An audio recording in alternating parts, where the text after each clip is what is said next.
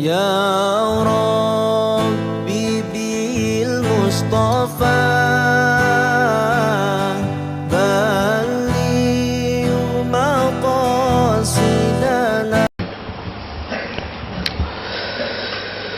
Ada yang berkata,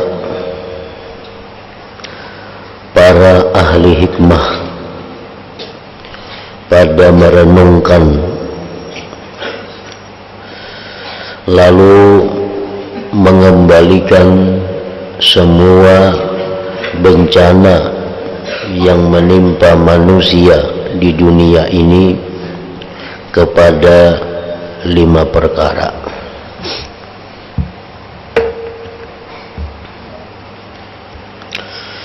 Maksudnya adalah bahwa banyak bencana, banyak kesusahan di alam dunia ini, namun dari sekian banyak kesusahan itu ada 5 perkara yang paling susah, ada 5 macam yang paling menyedihkan di antara sekian banyak bencana-bencana di dunia ini. Yang pertama, sakit di negeri orang.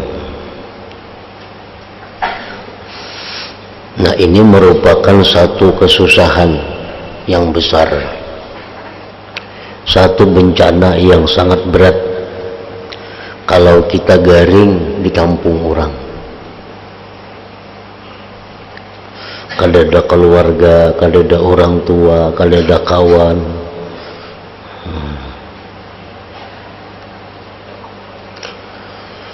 Ini termasuk kesedihan yang sangat sedih. Oleh karena itu Allah Ta'ala sangat kasihan, sehingga andai kata orang itu meninggal di negeri orang, maka itu dianggap sebagai syahid.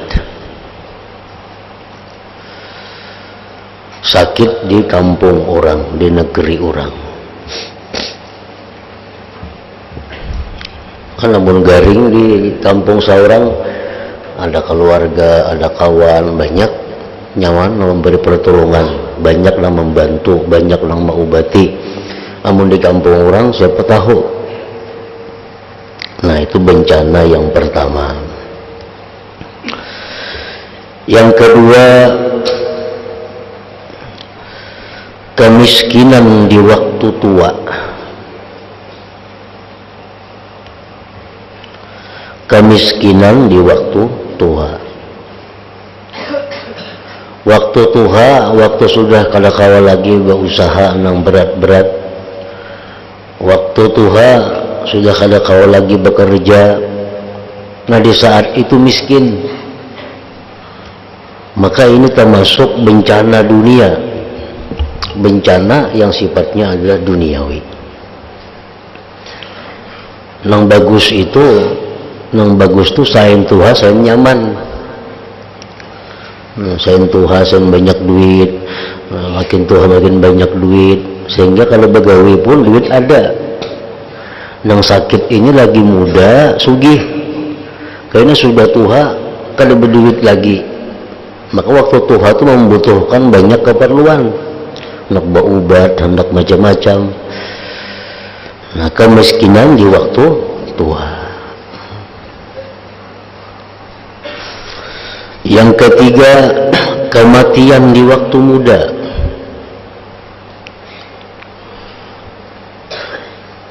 Orangnya anom, mati. Nah, ini bencana.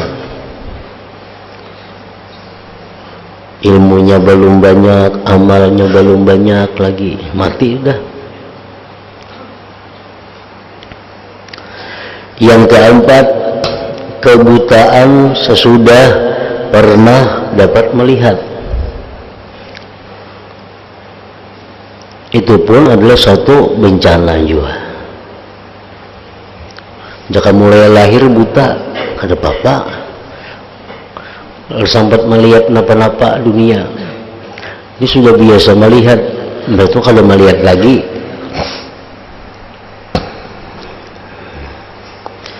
dan kelima, nah ini yang kita maksud, ini yang kita ambil faidah dalam bab kita ini, melupakan Allah sesudah pernah ma'rifat. Melupakan Allah sesudah pernah ma'rifat.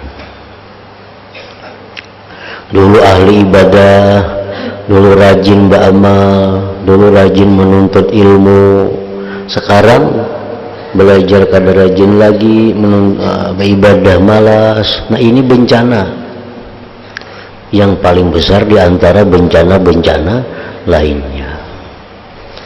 Yang bagus tuh orang sain Tuhan, sain banyak ibadat, makin Tuhan makin ma'rifat lawan Allah. Itu yang bagus. Adanya kada, makin Tuhan makin malas, makin Tuhan makin kulir. Nah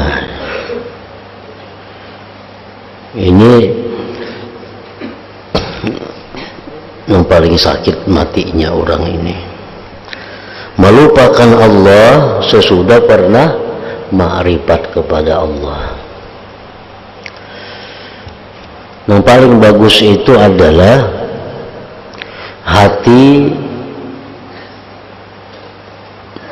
bersamaan dengan tubuh kita, sehingga kita mati dalam keadaan nyaman, mati dalam keadaan husnul khatimah. Maksudnya tubuh bersamaan lawan hati itu adalah bahwa tubuh kita ini makin hari makin parak lawan pekuburan.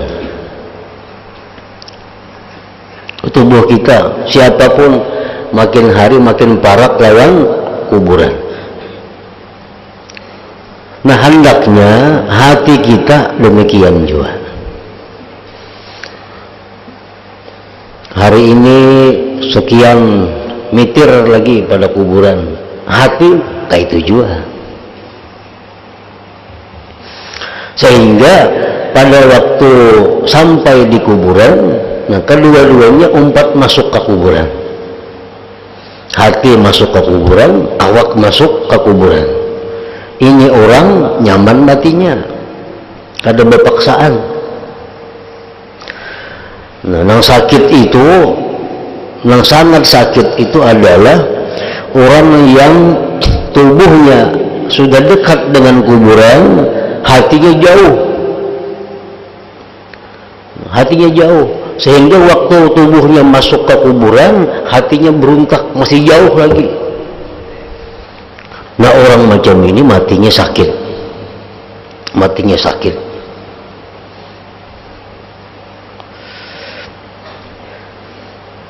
Orang yang hendak bersuntik dengan hati yang bersedia, itu kalau terlalu sakit bersuntik najar dokter, suntik.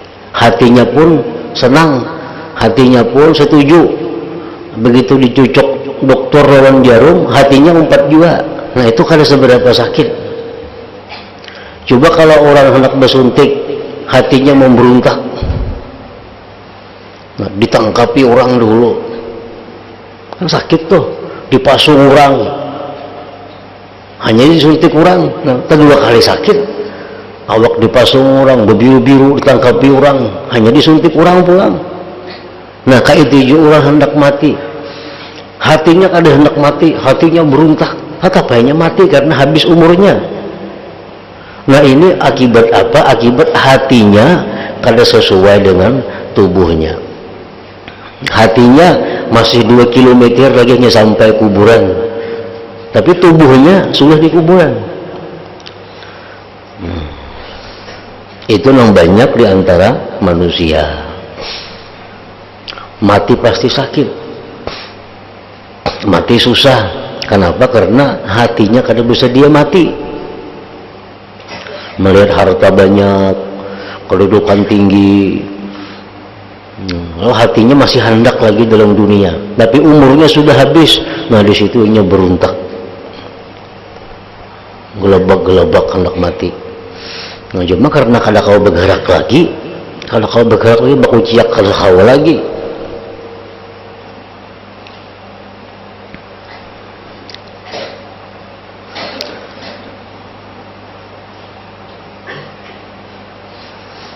Itu ujar Nabi, man ahabba lika Allah ahabballah lika'ahu wa man kariha lika Allah karihallah lika'ahu.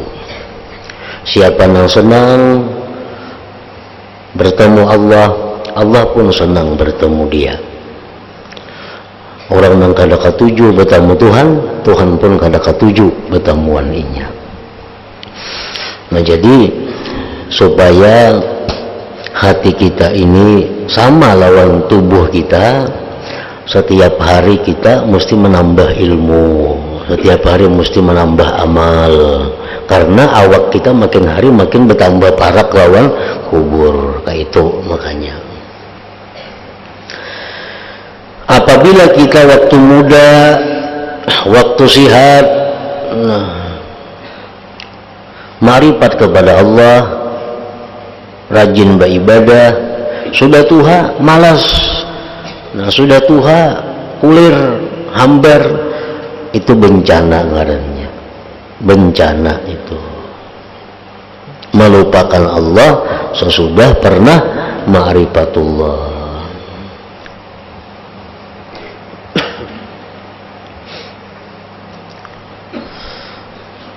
Ada yang lebih bagus lagi daripada perkataan ahli hikmah ini, yaitu ucapan seorang penyair, likulli syai'in idza faraqtahu iwadun wa laysa lillah in faraqta min iwadin. Artinya, segala sesuatu itu apabila engkau tinggalkan ada gantinya, ada gantinya. Tetapi kalau engkau meninggalkan Allah, maka tidak ada gantinya. Mun kita hari ini kada lulus, masih ada harapan esok lulus. Tahun ini mendaftar jadi pegawai negeri kada lulus, tahun kaina kawa mendaftar lagi, ada gantinya. Tapi bila mana hari ini kita keluputan ibadah, nah itu kada ada gantinya, kada ada gantinya. Isuk kena kawa diganti, kada kawa diganti, isuk ibadah yang lain pulang, isuk ibadah yang lain pulang. Karena setiap hari itu ada ibadah baru, nah, setiap hari ada tugas baru. Setiap kali kita keluputan dunia, ada harapan dapat gantinya, bahkan bisa lebih besar gantiannya. Tapi kalau sudah keluputan ibadah, nah itu sudah rugi total, kada ada gantiannya lagi. Karena umur tuh mau kada mau mesti berkurang, umur mau kada mau pasti berkurang. Jadi umur nang hari ini untuk amalan nang hari ini juga. Bila kita mengkada amalan nang hari semalam, itu sudah nang hari ini terkurangi artinya.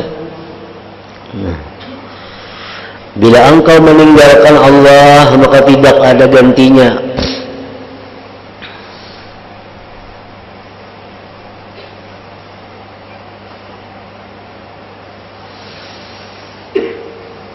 Penyair lain berkata, idza abqatid dunya 'alal mar'i dinah fama fatahu minha falaysa bidha'ir. Artinya apabila dunia masih menetapkan agama seseorang, maka apapun yang hilang dari dunia itu tidak merugikannya. Kalau kita karena mempertahankan tugas,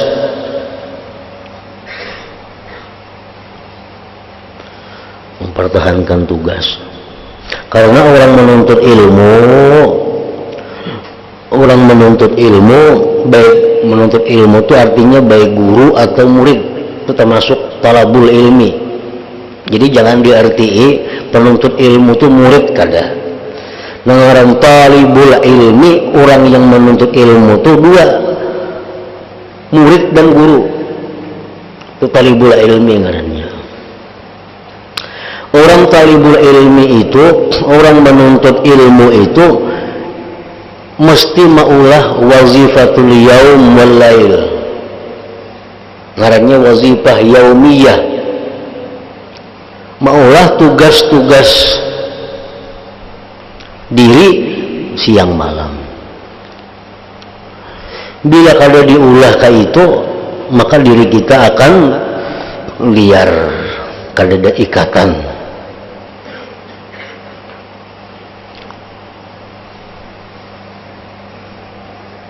Tahulah ikam wazifatul yaum walailah itu tugas ikam hari-hari apa. Nah bila ikam kada maulah itu, ikam banyak terbuang waktu. Ikam tulis di kertas tugas-tugas harianku jam 6 sampai jam 7 ini yang digawi, jam 7 sampai jam 8 bebersih mandi-mandi ini yang digawi, jam 8 sampai setengah 10 belajar, setengah 10 sampai jam 10 minum istirahat, jam 10 sampai setengah 12 belajar, setengah 12 sampai jam zuhur istirahat. Nah habis zuhur makan minum guring umpamanya. Habis asar ini tugas sampai jam 5 setengah 6, setengah 6 sampai jam 6 mandi bebersih ini. Habis maghrib sampai isya tugas membaca surah ini umpamanya. Habis isya jam 8 sampai jam sekian ini tugas, setengah 11 sampai jam ini guring. Itu mesti diulah. Bila kada mau ulah itu, kada mau jadi orang menuntut ilmu, kada mau jadi kenapa? Ini kada ada aturan dirinya, kada ada aturan dirinya.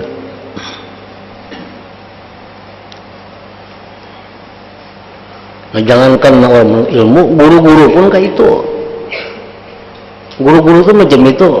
Setiap hari ada tugas. Jam 6 sampai jam ini, hari ini tugasnya ini. Jam 9 sampai ini ada tugas. Jadi hari-hari itu selalu ada gawian.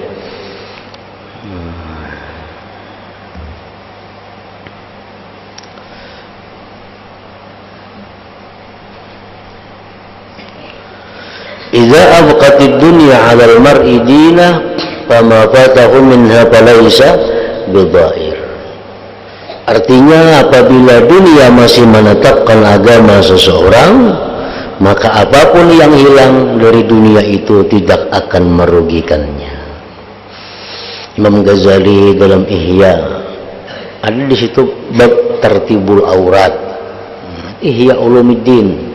Di situ ada spesial tertibul aurat, tertib aurat, tertib wirid, tertib wirid. Amun kita guring bisa dari jam 8 sampai jam 10 tiap hari wirid di orangnya. Orang misalnya jam 8 sampai jam 9 makan minum hari-hari sudah wirid juga. Jadi tertibul aurat susunan wirid aku jam 6 sampai jam 7 ini. Nah, apakah wiridnya asal kebaikan, asal yang dibolehkan, cuma yang penting waktu kita teratur dengan bagus.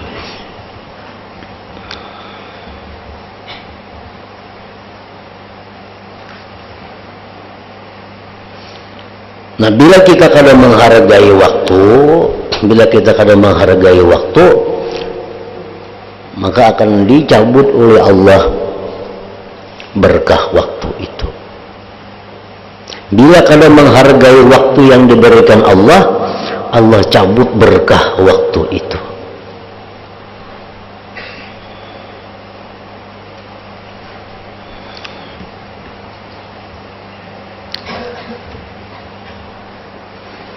Begitu pula dalam semua nikmat yang diberikan Allah kepada engkau, semua bantuan yang telah diberikan kepada engkau dalam meniti akabah.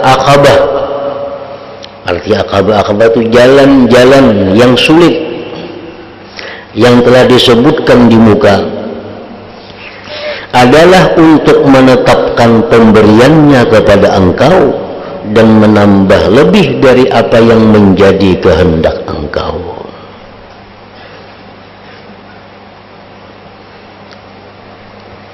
Orang hendak baik, orang hendak disayangi Tuhan, orang hendak mati ke surga, itu jalannya akabah namanya. Akabah itu jalan yang sulit, jalan yang berduri-duri, jalan yang berlubang-lubang, jalan yang beliuk-liuk, jalan yang harus bila anu bisa gugur ke dalam jurang. Nah itu orang yang hendak ke surga. Kalau orang hendak ke neraka, jalannya nyaman, mulus, lurus, bersih, lakas sampai. Paling nyaman hendak ke neraka. Paling nyaman hendak ke neraka itu. Maka ada bersambahyangan. Ampun orang, ya ampun seorang. Walhasil neraka itu cucuk lawan nafsu manusia. Makanya jar Nabi mengisahkan Jibril diperlihatkan Allah kepada surga. Nah, wahai Jibril, ini surga biar Tuhan. Sagan siapa ini ya Allah, surga ini begitu hebatnya, begitu megahnya, begitu mewahnya, saraba ada. Ujar Jibril, ya Tuhan, ini surga Kau sediakan untuk orang-orang yang beribadah kepadaku. Wah, kalau kayak itu dia Jibril, semua orang pasti beribadah, karena surga balasannya ini luar biasa. Orang hanya sembahyang 2 rakaat diberi sekian, orang hanya puasa sehari diberi sekian, orang yang hanya bersedekah ini diberi ini, pasti orang hakun semuaan. Kemudian surga tadi didindingi oleh Allah dengan makarih. Huffatil jannah bil makarih. Kemudian surga itu didindingi, diliputi dengan hal-hal yang dibenci oleh nafsu. Nah, Jibril dipanggil Tuhan lagi, lihat Jibril, surga. Wah, ya Jibril, banyaknya halangannya. Orang nak ke surga ini banyaknya rintangannya. Ulun khawatir ya Allah, tidak ada seorang pun yang bisa kawa ke surga ini, karena kebanyakan rintangannya. Jibril diperlihatkan Tuhan neraka. Begitu ngeri neraka. Neraka itu bukan hanya api, tapi kumpulan macam-macam binatang buas di neraka. Anjing neraka ada, kala neraka ada, ular neraka ada. Aja Jibril, luar biasa ini. Sagan siapa wahai Tuhan? Wahai Tuhan, ini neraka ku ulah sagan orang-orang nang maksiat lawan aku. Kalau ka ini Jibril, orang kadawalinya maksiat lawan pian, wahai Tuhan. Kenapa? Luar biasa siksanya. Kemudian neraka tadi dikelilingi dengan hal-hal yang disenangi. Neraka dikelilingi dengan hal-hal yang disenangi oleh nafsu. Di sekeliling neraka ada perzinahan, di sekeliling neraka ada perjudian, di sekeliling neraka ada pengangguran, sekeliling neraka ada macam-macam nyaman-nyaman. Nah, dipanggil Tuhan lagi Jibril, sekarang neraka ini kau kelilingi dengan ini. Ada perempuan-perempuan yang mengajak berzina, ada orang-orang yang mengajak minum arak, ada orang-orang yang mengajak riba, ada orang macam-macam nyaman-nyaman. Begitu Jibril melihat neraka dikelilingi dengan itu, ya Tuhan, hamba khawatir semua hamba masuk ke dalam neraka ini. Semua hamba masuk ke dalam neraka ini, karena begitu nyamannya, begitu mudahnya masuk ke dalam neraka itu.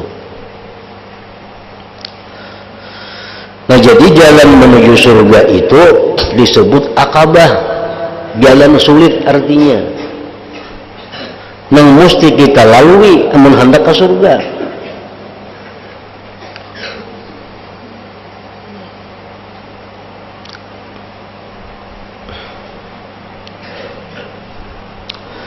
Bila engkau melakukan hal itu berarti engkau telah meninggalkan, melewati artinya Aqabah yang gawat ini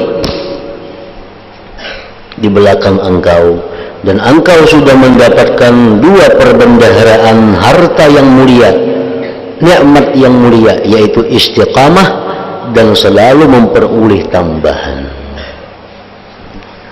Orang hendak ke surga, jalan pertama yang dilaluinya apa? Menuntut ilmu. Menuntut ilmu. Ini jalan pertama, Aqabah pertama.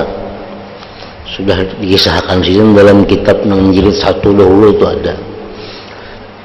Orang hendak ke surga, jalan pertama yang dilaluinya mesti menuntut ilmu. Menghafal ini, menghafal sifat 20, menghafal surah ini, menghafal ayat ini,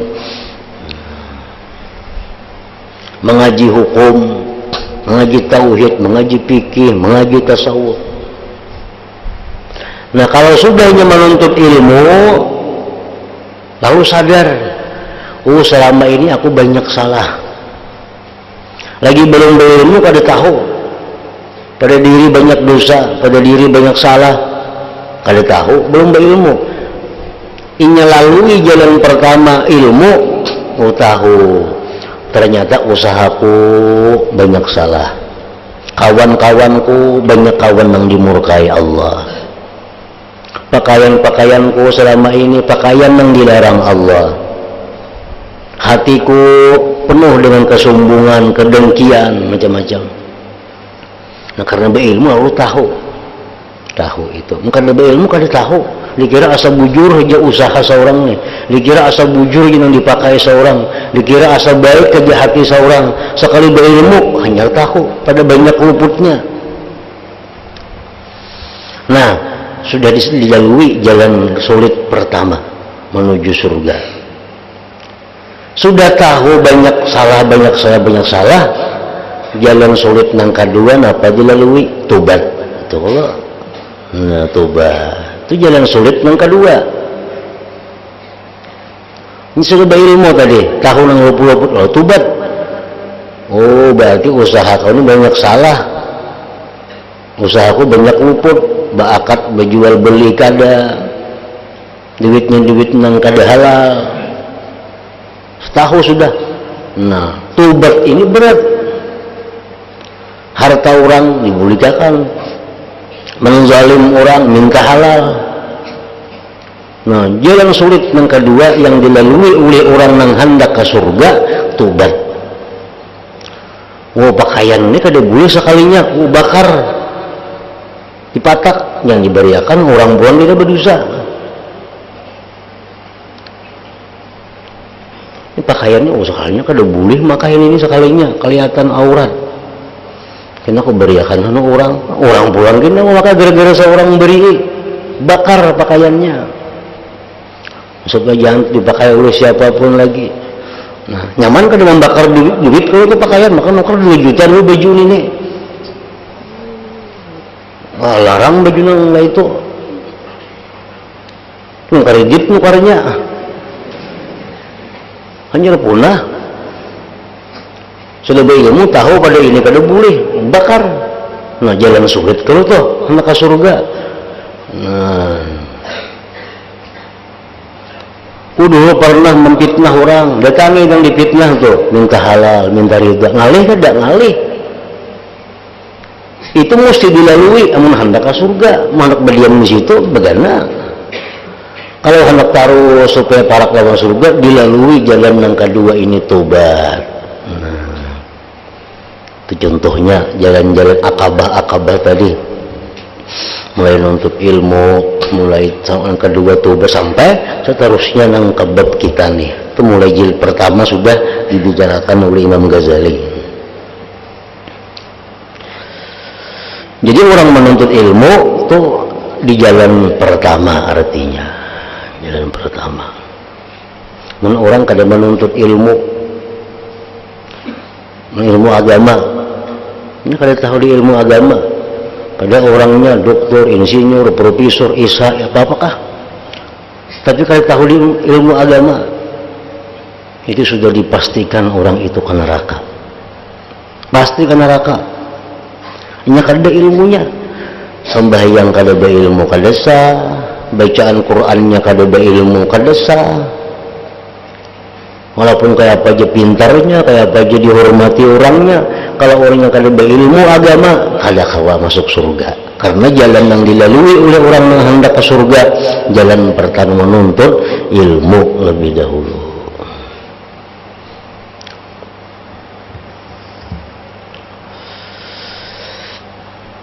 Lalu nikmat-nikmat yang diberikan kepada engkau jadi kekal. Engkau tidak khawatir akan hilangnya nikmat itu, dan Allah menambah nikmat yang belum ada, yang engkau tidak bisa bisa mengajukan permohonan, tindiknya engkau tidak khawatir kehilangan. Ilmu kita lalui akabah ilmu. Nah, ilmu ini kalau kita bisa menghargai ilmu yang diberi Allah, kita ini dapat ilmu sakilan, kita syukuri, kita hargai, maka yang sakilannya akan tetap ada pada diri kita sampai mati. Bahkan ditambah Allah, yang sakilan jadi sedekah ilmunya. Mensyukuri ilmu itu kayak apa? Mengamalkannya. Bila orang mengamalkan ilmunya, berarti mensyukuri ilmunya. Nah, bila mensyukuri ilmu, ditambah Tuhan ilmu yang ada ditetapkan dalam dirinya.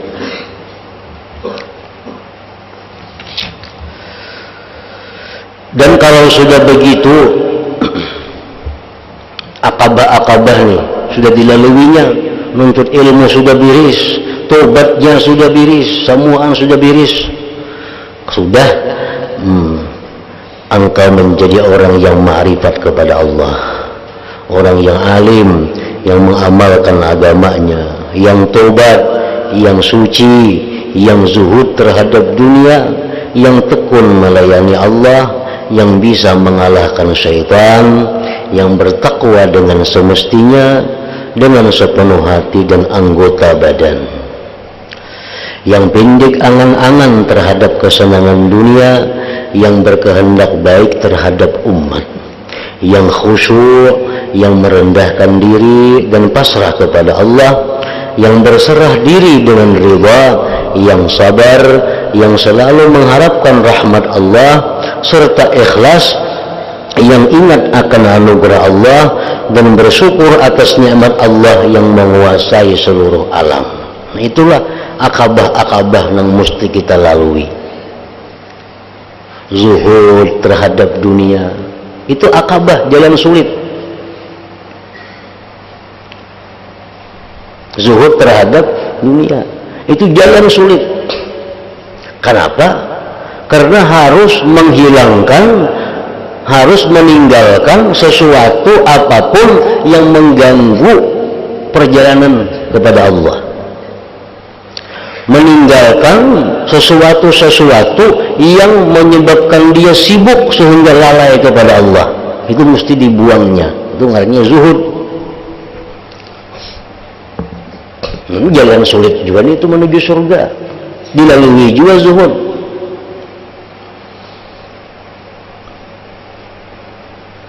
Ini hati kadang mau sembahyang khusyuk. Kenapa kadang mau khusyuk hati ini sembahyang? Karena kaganangan tahu lawan gawian itu nah. Sembahyang kaganangan lawan gawian itu. Sudah macam-macam umpat cara-cara kayak apa supaya khusyuk. Kada kawa. Karena gawian itu kaganangan aja. Oh, berarti gawian ini ngarannya mencegah kepada kebaikan. Kalau kita hendak terus jalan, tinggalkan pekerjaan itu, baampih pekerjaan itu, cari pekerjaan yang kadang mengganggu sembahyang.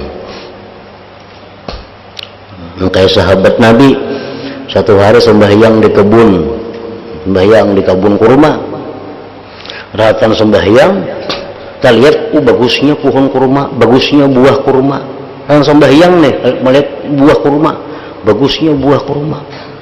Akhirnya kan ingat lagi berapa rakaat sembahyangku nih. Berarti ngarannya pohon kurma itu mengganggu hatinya. Oh, berapa rakaat? 3 ke 4 ke sudah zuhur asarnya sembahyang. Karena hati melihat tadi kurma tadi. Nah, begitu tuntung sembahyang, sahabat Nabi ini datang kepada Nabi, wahai Rasulullah, kebun ulun itu dan seisinya ulun wakafkan karena Allah Ta'ala. Kenapa aja Nabi itu mengganggu sembahyang ulun tadi? Nah, ini zuhud pada dunia. Jalan sulit itu. Kalau hendak ke surga mesti dilalui. Bila kada akan lalu kada kawa ke surga. Ngapa kalau dunia nih mengganggu kita, itu mesti ditinggalkan. Kalau kita hendak ke surga. Nah, itu artinya jalan sulit juga. Ada bisi toko, ada bisi kabun, ada bisi ini, mana pegawai pulang orangnya. Ini bila sembahyang kagak ingatan, toko kah, orang tanya kabun kah, gawian kah, mana macam-macam keingatan. Nah, berusaha bujur-bujur sembahyang, hafali artinya, hafali maknanya. Kada kawa juga, ingatan toko aja. Nah, bampih betoko. Bekabun aja lagi dalam pegawai 2 macam. Kenapa? Karena bekabun kadang mengganggu, pegawai kadang mengganggu. Umpamanya mengganggu hingga toko mengganggu hati. Toko harus ditinggalkan. Nah, itu namanya zuhud fid dunia. Itu jalan sulit yang mesti dilalui oleh orang yang hendak ke surga.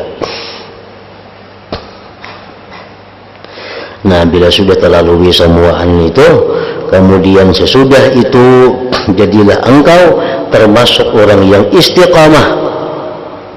Sudah tobat untuk ilmu, sudah tobat sudah dilaluinya, zuhud sudah, syaitan bisa dikalahkannya, takwanya bagus, ikhlasnya bagus, syukurnya bagus, ridha tawakalnya bagus.